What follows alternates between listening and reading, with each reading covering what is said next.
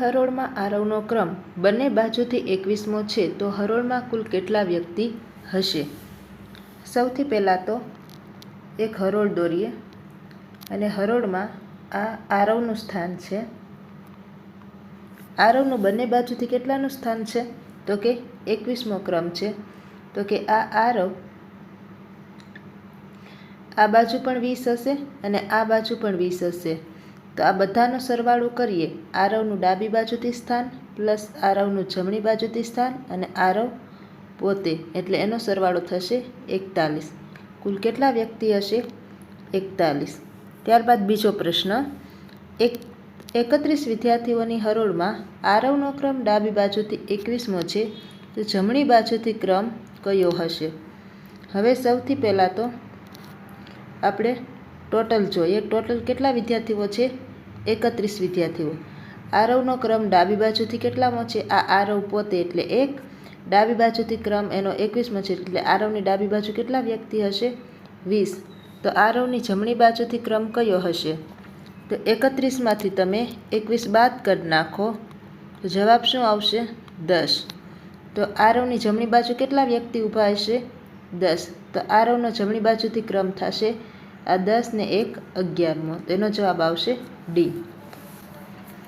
ત્યારબાદ ત્રીજો પ્રશ્ન, 51 વિદ્યાર્થીઓની એક હરોળમાં આરજવનો ક્રમ ડાબી બાજુથી 27મો અને આરવનો જમણી બાજુથી 27મો ક્રમ છે તો આરજવ અને આરવની વચ્ચે કુલ કેટલા વિદ્યાર્થીઓ હશે?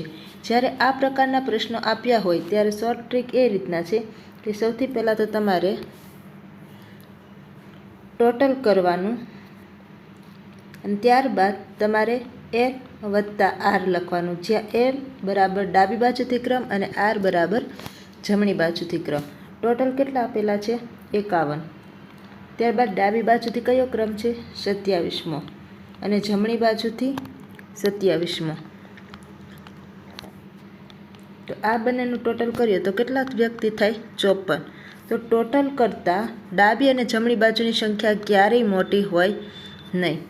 તો આનું શોર્ટ ટ્રીક શું છે? પહેલાં તો 54માંથી 51 બાદ કરવાના એટલે તમને કેટલા વ્યક્તિ મળશે? 3. પરંતુ જ્યારે આ પ્રકારનો દાખલો હોય કે ટોટલની સંખ્યા ઓછી હોય અને ડાબી અને જમણી બાજુની સંખ્યા વધારે હોય ત્યારે શું કરવાનું કે તમને જે આ બાદબાકી મળે છે એમાંથી તમારે ફરીથી 2 બાદ કરવાના તો તમારો જવાબ શું આવશે? 1. તો તમારો સાચો જવાબ આવશે 1. ત્યારબાદ બીજો પ્રશ્ન, છોકરીઓની એક હરોળમાં આકૃતિ ડાબી બાજુથી 5મી બેઠી છે અને એન્જલ જમણી બાજુથી 6ઠી છે તો બંને પોતાના સ્થાનની અદલ-બદલ કરતાં આકૃતિ ડાબી બાજુથી 13મા સ્થાને આવે છે તો હરોળમાં કુલ કેટલી વ્યક્તિ હશે? અથવા તો હરોળમાં કુલ કેટલી છોકરીઓ હશે? જ્યારે આવો પ્રશ્ન પૂછાય ત્યારે શું કરવાનું? પહેલાં તો ટોટલ લખી નાખવાનું. ટોટલ બરાબર એલ વત્તા આર માઇનસ 1. આ સૂત્ર તો તમે બધા પરિચિત જ હશો. એલ એટલે ડાબી બાજુથી સંખ્યા, આર એટલે જમણી બાજુથી સંખ્યા અને માઇનસ 1 એટલે કે વ્યક્તિનું બંને બાજુથી સ્થાન લેવામાં આવે છે એટલે એક જ વ્યક્તિ 2 વખત ના આવે એટલે -1 લખવામાં આવે છે. તો આ પ્રકારનો દાખલો હોય ત્યારે આની શોર્ટ ટ્રીક એવી છે કે જ્યારે સ્થાનની અદલ બદલ હોય એના પછીનું કયું સ્થાન છે? તો કે 13 ડાબી બાજુથી એટલે એનું 13 લખવાનું. ત્યારબાદ જમણી બાજુથી કયું સ્થાન છે? 6ઠું, તેનું 6 -1. 13 ને 6 19 -1 બરાબર જવાબ કેટલો આવશે? 18. તો તમારો સાચો જવાબ આવશે 18.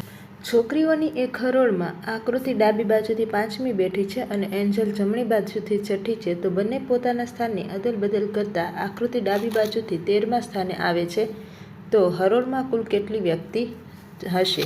અથવા તો હરોળમાં કુલ કેટલી છોકરીઓ હશે? જ્યારે આવો પ્રશ્ન પૂછાય ત્યારે શું કરવાનું?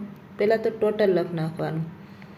ટોટલ બરાબર એલ વત્તા આર માઇનસ 1.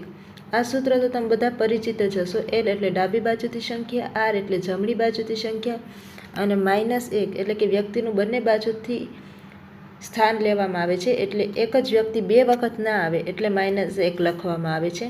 તો આ પ્રકારનો દાખલો હોય ત્યારે આની શોર્ટ ટ્રીક એવી છે કે જ્યારે સ્થાનની અદલ બદલ હોય એના પછીનું કયું સ્થાન છે?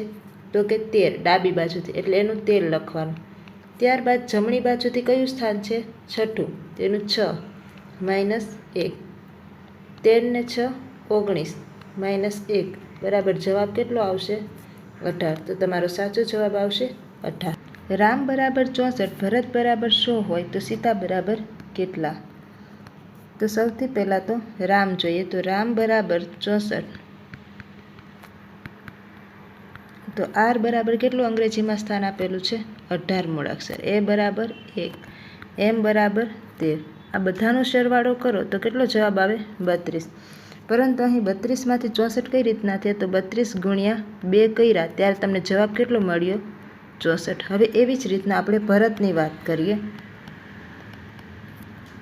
તો ભરતને આલ્ફાબેટ પ્રમાણે આપણે શબ્દ ગોઠવીએ. બી બરાબર 2, એચમાં 8, એ બરાબર 1, આર બરાબર 8, એ બરાબર 1, ટી બરાબર 20. આ બધાનો સરવાળો કરો એટલે જવાબ કેટલો આવશે? 50. તો જેવી રીતે આના કેટલા આપેલા છે? 100. તો આને પણ 50 ગુણ્યા 2 કેટલા કરેલા હશે? 100. તો ભરત બરાબરનો જવાબ પણ કેટલો આવે? 100. હવે આવી જ રીતના આપણે સીતાનો જવાબ મેળવીએ. તો કે સીતા બરાબર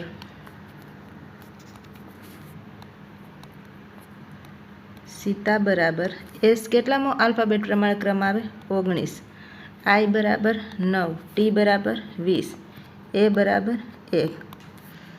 તો હવે આ બધાનો સરવાળો કરીએ. તો આ બધાનો સરવાળો કેટલો થાય છે? 49. તો આ બધાની જેમ આના પર ડબલ કરશું આપણે. 49 ગુણ્યા 2. આના આપણે ડબલ કરીએ એટલે જવાબ કયો આવશે? તો કે 49 ગુણ્યા 2 કરો એટલે તમારો જવાબ આવે 98. તો સીતાનો અંક કેટલામાં આવશે? 98.